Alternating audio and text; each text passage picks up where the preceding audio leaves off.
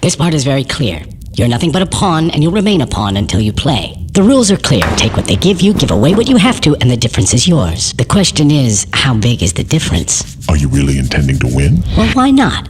There are lots like me, and we're the actual players.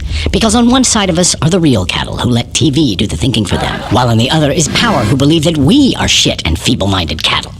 Over in the barn, they want us to take care of them. But a long time ago, they gave up on themselves, and now they won't lift a single finger. While those who have real power became more than the rest. Became gods. They sit so high up that they can't see us as either a serious enemy or a trusted friend. They have only one problem, that they're not immortal. That just leaves you and me. Sometimes I benefit you, other times you me. Everyone plays a game of their own.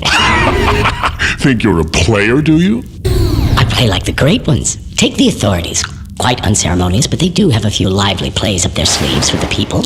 Every couple of months, they let them blow off steam. Elections, Black Friday, a new auto plant, the latest installment of Star Wars, the Super Bowl. And the people just gobble it up. But when people have holes in their pockets and nothing to eat, who's responsible for that?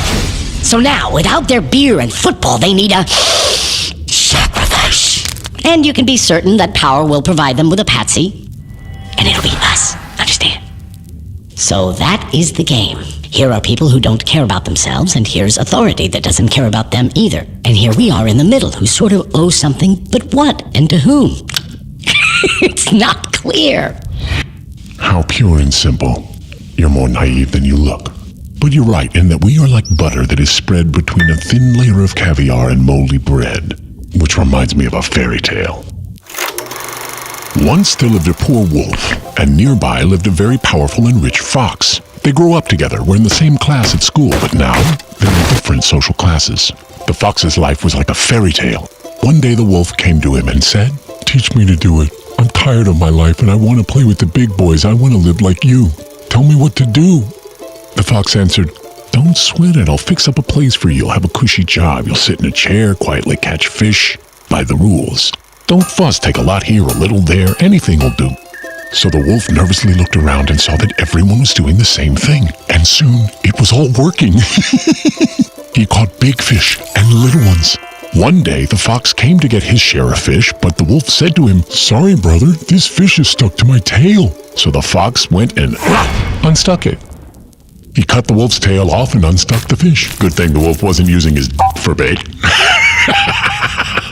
That's what happens when you play by someone else's rules. Why are you telling me your tale's here? If you're so smart, then maybe you know a way out. The way out, my colleague, is through the entrance.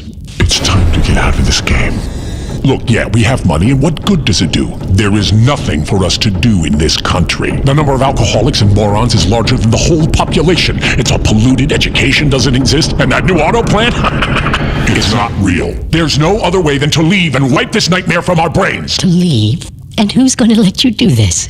You'll never forget this nightmare because it won't ever let you wake up.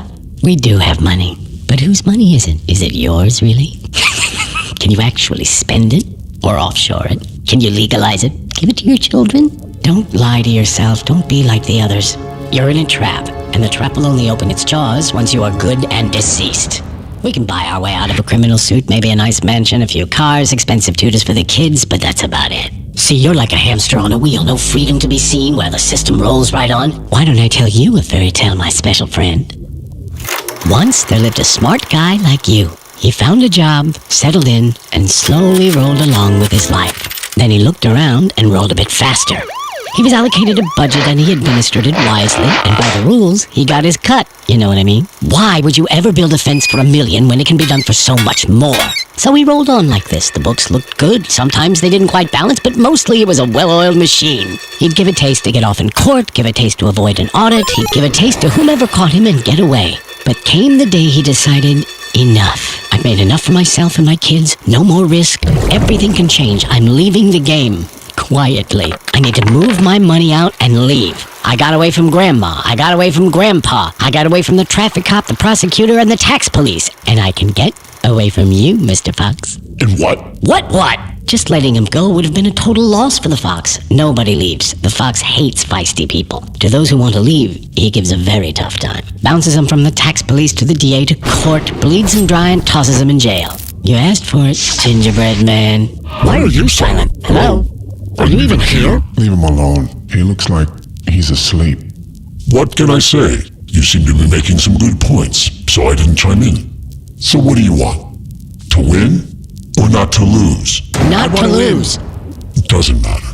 How is it possible to win or lose in a game where the rules are constantly changing but are never changed by you? I want to tell you a story too. There once was a turnip that grew very, very big.